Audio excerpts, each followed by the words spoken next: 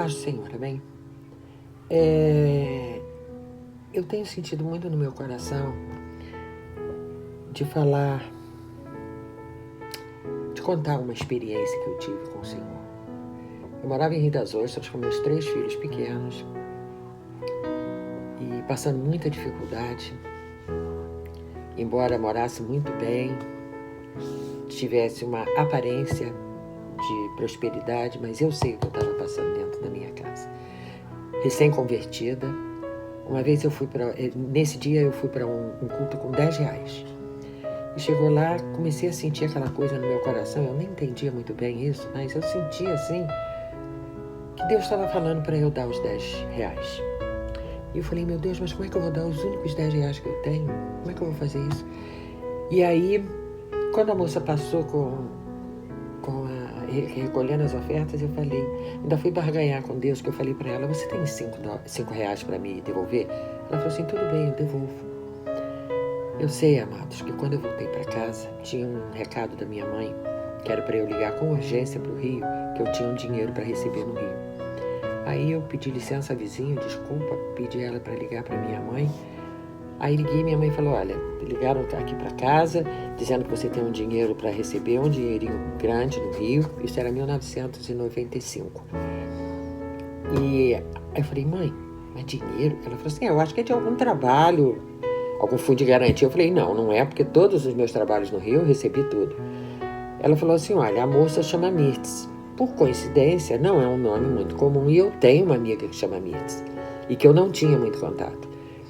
Aí ela falou assim, ela inclusive falou que é crente.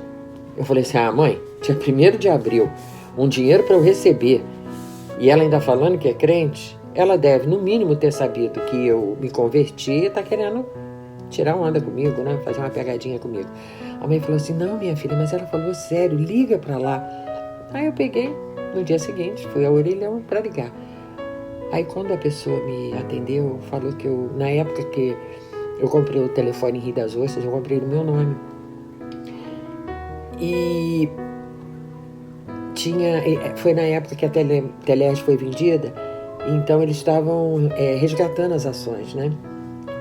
Gente, eu tinha R$1.800 para receber lá. Eu dava cada pulo no orelhão, no meio da rua, as pessoas olhando assim, tipo, pirou. Aí a moça começou a rir, eu falei assim, olha, não liga não, mas eu não sou maluca não, eu estou muito agradecida a Deus. Aí ela falou assim, não, minha filha, eu não estou pensando que você é maluca não, eu entendo desses mistérios, porque eu também sou crente. Aí ela falou, só que tem uma coisa, dona Lúcia, a senhora tem que vir aqui até amanhã, porque amanhã é o último dia. Nem é o tipo de negócio que nós estamos propondo, mas o nome da senhora estava aqui, nós negociamos quantidade de ações muito maiores, mas o nome da senhora estava aqui, eu falei, uma ligação a mais, uma a menos, eu vou ligar para ela. E mal sabia ela que ela estava sendo instrumento de Deus na minha vida, né? Aí voltei para casa com aquele problema, tenho R$5, não vai dar para eu chegar no Rio. Arranjei R$12 emprestado, que era o único que o meu vizinho tinha.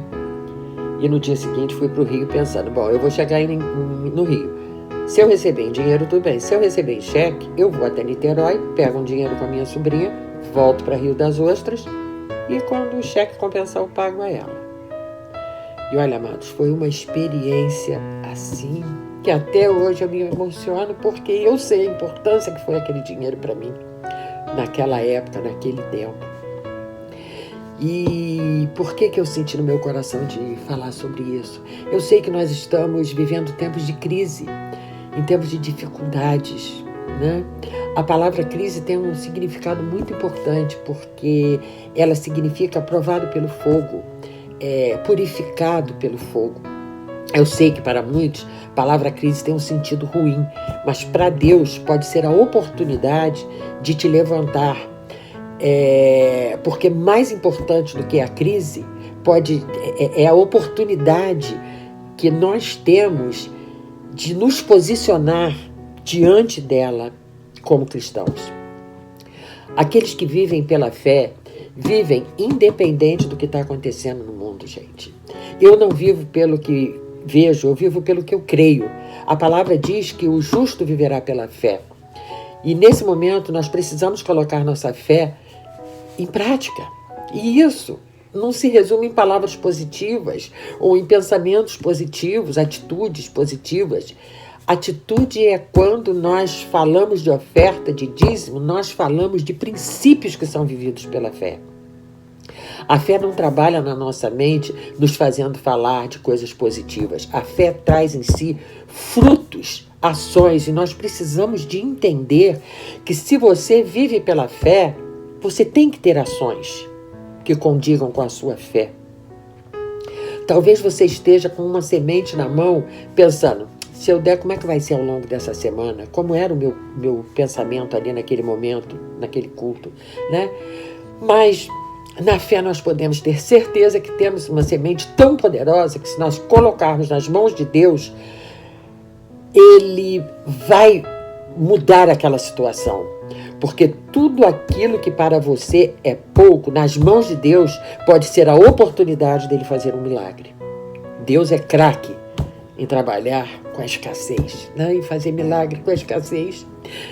E é muito importante que nós entendamos esse princípio, de que se colocarmos nas mãos dele, ele vai multiplicar e transformar em muito. Toda semente lançada nas mãos dele, ele frutifica. E quando nós entendemos esse princípio, nós estamos preparados para receber o que Deus tem para nós também. Entende? E nessa atitude, ele entende também algo sobre você, sobre cada um de nós. Que se você deu, ele sabe que você está preparado para receber. E ele sabe que não só você está preparado para receber, como também ele pode dar através de você. Eu quero declarar que aquela semente que aos seus olhos não é nada, em nome de Jesus, você pode ver grandes frutos. E por isso é que eu digo que a gente não pode deixar de ofertar, de dizimar. Quando nós colocamos na mão de Deus, não só Ele está nos resguardando, mas Ele também está nos preparando para vivermos grandes coisas. Nós, na igreja, estamos vivendo um grande desafio. Em breve nós estaremos na casa nova, no novo templo, que Deus está preparando, eu creio. Nossos pastores estão à frente cuidando disso, né? Tem toda uma comissão preparada para isso. Mas quem vai fazer somos nós juntos com os nossos pastores. Se queremos que mais vidas sejam impactadas pelo poder da palavra, nós precisamos fazer a nossa parte. Porque Deus ama aquele que dá com alegria. Se nós colocamos nossas finanças nas mãos do Senhor, temos que fazer isso literalmente.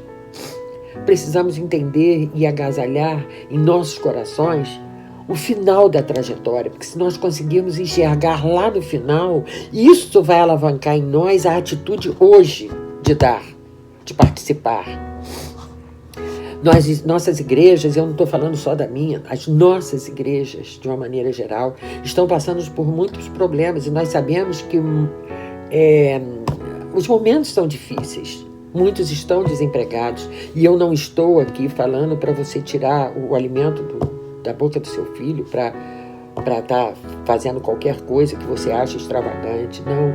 Mas o que eu estou querendo é te contar, te falar, te despertar, é que às vezes você tem $10, $15, às vezes não é aquilo que você gostaria de estar ofertando, ou não é o dízimo que você gostaria de estar dando, mas a gente não pode perder a oportunidade de perceber que um monte de pouco pode se transformar em muito, porque se algumas pessoas se dispuserem a dar $5, $10 ou quanto tiver no seu coração, isso já é o suficiente para pagar uma luz, para ajudar num aluguel.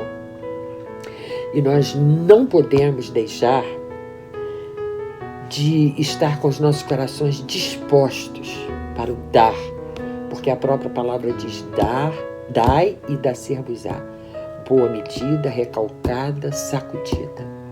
Então, amados, eu gostaria de estar te convidando para estar pensando nisso mais uma vez. Amém?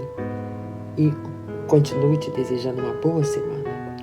E esse é um tema, assim, que mais do que nunca nós precisamos de estar atentos.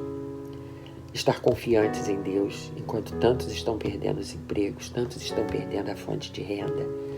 Amém? Vamos pensar nisso. Vamos ser solidários na necessidade das nossas igrejas nesse momento. Amém? Vamos experimentar viver uma segunda experiência, como em Antioquia, que quem dava, dividia. A paz do Senhor, amém? Quem recebia, dividia.